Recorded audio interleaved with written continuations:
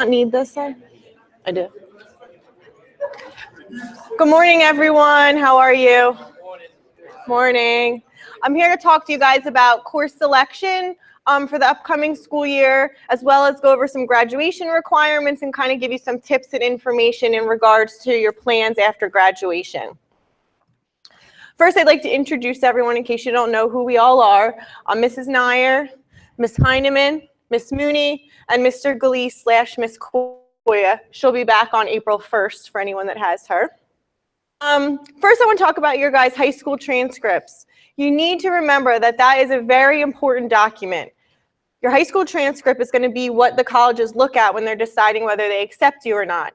And most students think they're going to be 9th, 10th, 11th, and 12th grade grades that the schools see, but really it's 9th, 10th, and 11th grade, because all of your college applications are going to be due before Christmas of your senior year.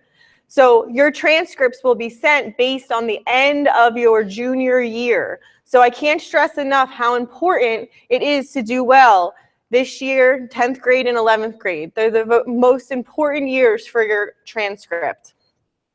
The courses that you select and that are recommended for you will provide you with many opportunities. As you guys are picking different courses, you really want to be aware of what your plans are for after you graduate. Are you planning on going to the military? Are you planning on going to OCC? Are you planning on going to a 4-year school? As you guys are picking your courses, you need to keep this in mind because it all matters. What road will you take? College or university, military, career, vocational program? Those are some of your options. Preparing for graduation in college. There's so many tests I know that you guys have to take. Number one is the PARC. We need to pass the PARC or a test that is equivalent to that for graduation.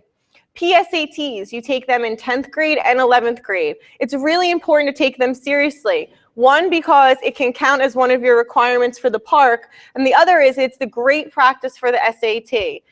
So taking that is really going to prepare you for taking the SAT. The SAT you're going to want to take in your junior year. We recommend taking it March, May, or June, and we offer it here at Pinelands for all 3 of those times. The ACT, we also recommend taking. Schools look at the ACT and the SAT exactly the same. Students just tend to do better on one or the other, so we recommend taking both of them. Whichever one you do better on, that's the one that you should take again for your college entrance. The ACT is in April and June. We don't offer it here, but Southern has it, and that's very close.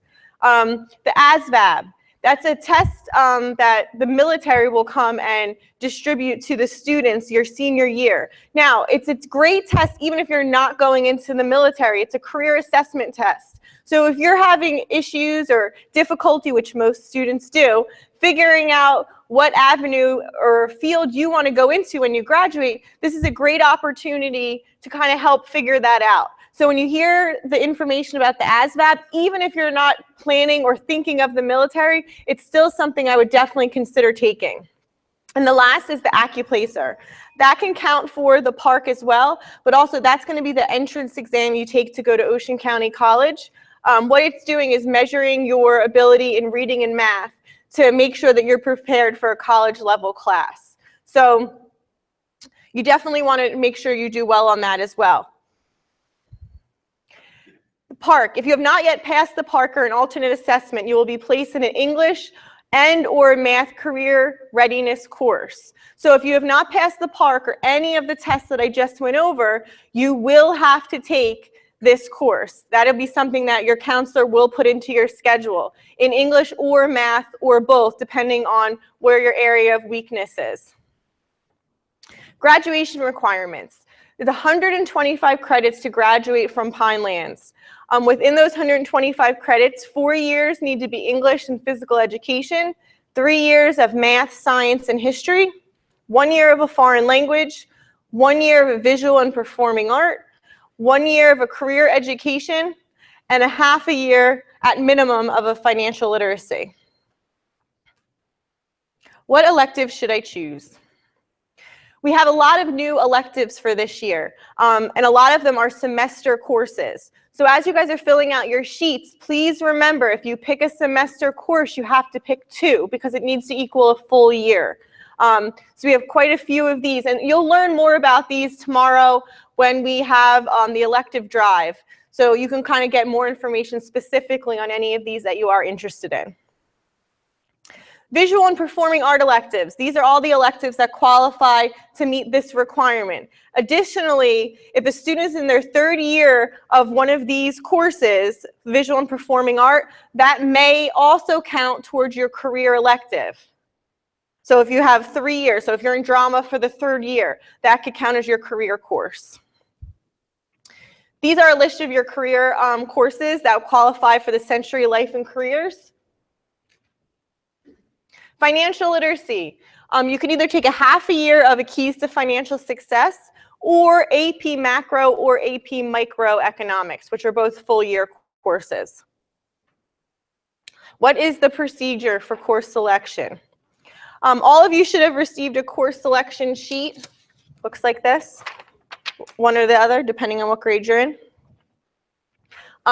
Your teachers have recommended the academic course level for you, and those are listed on the top. Seniors, you will not have, seniors for next year will not have that listed, but sophomores and juniors, your teachers picked your core courses and recommended for you for college prep, honors, or AP, and that should all be at the top of that sheet. Sophomores, you will select 5 courses, electives in the order of preference. If you have more, please put that, because what's going to happen, guys, is if you don't put electives or you don't put enough, your counselor is going to choose it for you, and then you might not be happy with it. And we don't like to do that because we want you guys to enjoy what you're taking and be interested in it. So the more, the better. And also remember, again, see as full year and semester. So if you pick 1 semester, you have to pick 2. If you pick 2 semester courses, you have to pick 4. Okay, so just keep that in mind because it needs to equal a full year. Juniors, going to be seniors next year. You are going to circle the level of English, CP or AP, and then you need to pick either PE and Health 12 or PE and Health 12 with the lab. The only students that will pick the Health and PE with the lab are students that are going to be taking an honors or AP science only. So if you're not taking honors or AP science, you're going to pick the PE and Health without the lab. If you choose, I've said that about 1,000 times about the semester course, make sure you pick 2. Also need a parent signature, and you need to return this by February 27th, either to your counselor or to your social studies teacher. What classes do I need to attend a 4-year college or university? If you're planning on going to 4-year college, you have to take a combination or any of CP, honors, or AP courses. You know, we encourage you to take more rigorous courses, higher level. You know, you want to challenge yourself, and that does look good to the colleges. So, you know, if you've never taken an AP or honors course and you're like, hey, I think I can do this, go for it. That's going to show the colleges, you know, I can do this, and I'm going to try something that I haven't tried before. On the other end of that, keep in mind that sometimes you can try to do a little too much. So if you're picking 7 AP courses, think of the workload that goes along with that. You don't want to overstress yourself out, you know, and then your grades reflect that. All AP courses this year will have summer work that will be due before the end of the school year. That way we can make sure that you're committed to following through with that course. Your counselors will give you more information on that for those people that are picking some AP courses. You want to consider taking college courses through OCC Jumpstart program your sophomore and junior year. OCC has the Jumpstart program where you go to college as a college student and earn college credits at a reduced rate. So actually what can happen, we recommend your junior year probably only to take 1 per semester because you have your full load of courses here at Pinelands. And then in addition, you're going to have that course that is a college level course. Senior year, you can take a half-year schedule, so you could take those 2 courses. So ideally, what could happen is you could almost have a semester to 2 semesters of college completed before you have even graduated from high school. So that's a great opportunity to kind of get ahead. NJ stars at OCC. At the end of your junior year and senior year, any students in the top 15% of your class, you can go to OCC for tuition, being tuition free. College applications. Juniors, you can start setting up your Common Application account and review the Common Application essays now. Watch for the application deadlines, early decision, early action. All of your applications are going to be due before Christmas break of your senior year. So you want to get a head start on your college application. Senior year comes and you guys are so excited. It's senior year. You have sports, you have activities, you have scholarships to fill out, you have applications, and it can be a lot going on. You actually can start your applications as early as August in the summer. So if that's something you want to do to kind of get ahead, a counselor is always in the office all summer. It might not be your counselor, but we all work together. So if you want to stop in and get a head start, stop in and see one of us, and we can kind of get you started on that. What if I want to play a sport in college? If you want to play a Division I or II sports, you need to fill out the eligibility center, NCAA eligibility center, by the end of your junior year. In order to play sports in college, students must fulfill the requirements under the NCAA eligibility rules. Students must be enrolled in college prep classes or higher. That is to play Division I or II sports. Division III is different. You do not need the eligibility center, and you do not necessarily need to take the college prep courses, but remember I told you before that most four-year schools require college prep or higher. Early dismissals for seniors. There's only two ways that this can happen. First is that you have a job. And if you have a job, we need a letter from your employer as well as your parent giving permission to take a half-day schedule for next year. The other way is if you're enrolled in the Jump Start program. You'll need to bring a copy of your enrollment as well as a parent note, and then we can give you the half-day schedule as well. But the most important thing is that you have to have met all of your graduation requirements, meaning you're right on target with the credits and all the courses, your math, science, English, history, financial literacy, all of those courses, you have all of those, so the half-day schedule is something that is available to you. Is it possible to change my electives? You can change your elective anytime during the course of the school year. Just stop down, see your guidance counselor, and we can make that change.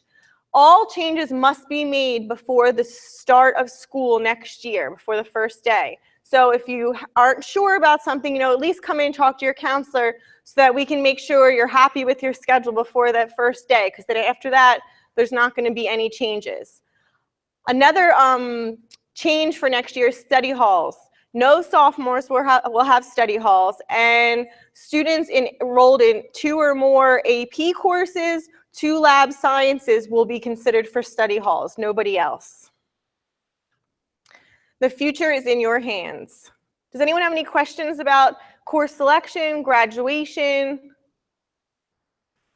Anything? No? You guys are awesome. Thank you.